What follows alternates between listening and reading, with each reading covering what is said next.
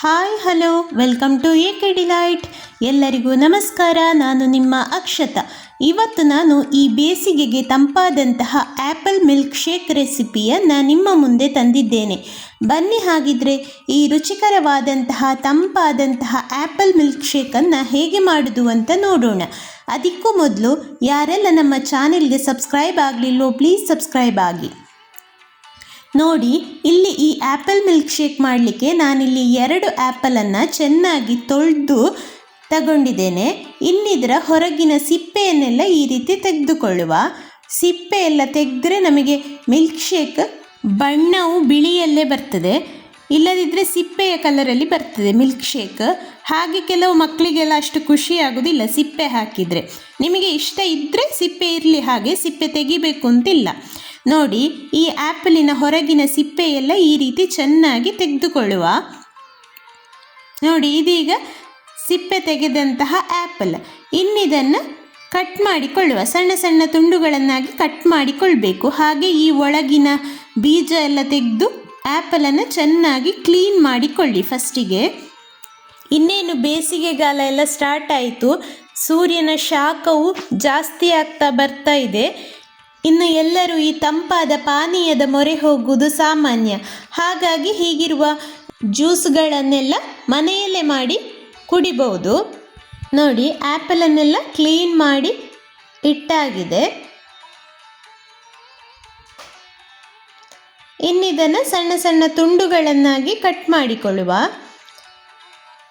ನೋಡಿ, ಈ ರೀತಿ ಸಣ್ಣ ಸಣ್ಣ ತುಂಡುಗಳನ್ನಾಗಿ ಕಟ್ ಮಾಡ್ತಾ ಇದ್ದೇನೆ. ಸ್ನೇಹಿತರೆ, ಈ ಮಿಲ್ಕ್ ಶೇಕಿಗೆ ಬೇಕಾದಂತಹ ಇಂಗ್ರೀಡಿಯೆಂಟ್ಸನ್ನು ಡಿಸ್ಕ್ರಿಪ್ಷನ್ ಬಾಕ್ಸಲ್ಲಿ ಕೊಟ್ಟಿರ್ತೇನೆ. ನೋಡಿ, ಇದೀಗ ಸಣ್ಣ ಸಣ್ಣಕ್ಕೆ ತುಂಡು ಮಾಡಿದಂತಹ ಆ್ಯಪಲ್ನ ತುಂಡುಗಳನ್ನು ನಾನು ಮಿಕ್ಸಿ ಜಾರಲ್ಲಿ ಹಾಕಿ ನುಣ್ಣಗೆ ರುಬ್ಬಿಕೊಳ್ತಾ ಇದ್ದೇನೆ.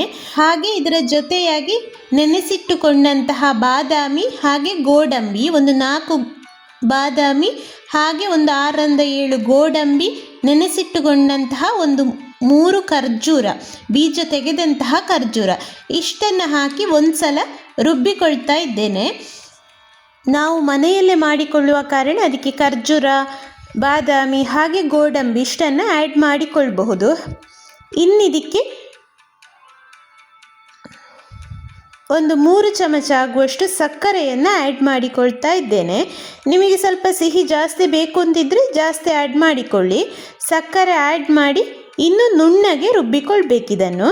ಹಾಗೆ ಬೇಕಿದ್ರೆ ಐಸ್ ಕ್ರೀಮನ್ನು ಆ್ಯಡ್ ಮಾಡಿಕೊಳ್ಬಹುದು. ಮೇಲಿನಿಂದ ಸ್ವಲ್ಪ ಐಸ್ ಕ್ರೀಮನ್ನು ಹಾಕಿ ಇನ್ನೊಂದು ಸಲ ಚೆನ್ನಾಗಿ ರುಬ್ಬಿಕೊಳ್ಳಿ. ನೋಡಿ, ಇದೀಗ ನುಣ್ಣಗೆ ರುಬ್ಬಿದಂತಹ ಆ್ಯಪಲ್ ಪ್ಯೂರಿ ನೋಡಿ ಚೆನ್ನಾಗಿ ರುಬ್ಬಿಕೊಂಡಿದ್ದೇನೆ. ಇನ್ನಿದನ್ನು ಒಂದು ಪಾತ್ರೆಗೆ ಶಿಫ್ಟ್ ಮಾಡಿಕೊಳ್ಳುವ. ಮಿಕ್ಸಿ ಜಾರನ್ನು ತೊಳೆದು ಸ್ವಲ್ಪ ನೋಡಿ ಇಷ್ಟು ನೀರನ್ನು ಆ್ಯಡ್ ಮಾಡಿಕೊಳ್ತಾ ಇದ್ದೇನೆ. ನೋಡಿ, ಇದಕ್ಕೆ ಇನ್ನು 1 ಕಪ್ ಆಗುವಷ್ಟು ಹಾಲನ್ನು ಆ್ಯಡ್ ಮಾಡಿಕೊಳ್ತಾ ಇದ್ದೇನೆ. ನಿಮಗೆ ತಂಪಾಗಿ ಇರಬೇಕು ಅಂತಾದರೆ ಫ್ರಿಜ್ಜಲ್ಲಿಟ್ಟಂತಹ ಹಾಲನ್ನು ಯೂಸ್ ಮಾಡಿಕೊಳ್ಬಹುದು.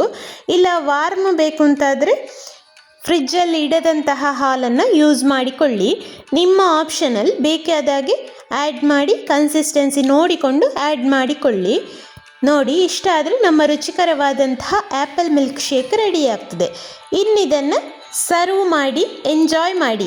ಬೇಕಿದ್ದರೆ ಮೇಲಿನಿಂದ ಕೂಡ ಐಸ್ ಕ್ರೀಮನ್ನು ಹಾಕಿಕೊಳ್ಬಹುದು. ಸ್ನೇಹಿತರೆ, ಹಾಗಿದ್ದರೆ ಈ ವಿಡಿಯೋ ನಿಮಗೆ ಇಷ್ಟ ಆಗಿದ್ದರೆ ಪ್ಲೀಸ್ ಒಂದು ಲೈಕ್ ಕೊಟ್ಟು ಶೇರ್ ಮಾಡಿ, ಸಬ್ಸ್ಕ್ರೈಬ್ ಮಾಡಿ, ಹಾಗೆ ಬೆಲ್ ಐಕಾನನ್ನು ಪ್ರೆಸ್ ಮಾಡಿ. ಮುಂದಿನ ವಿಡಿಯೋದೊಂದಿಗೆ ಸಿಗೋಣ. Thank you.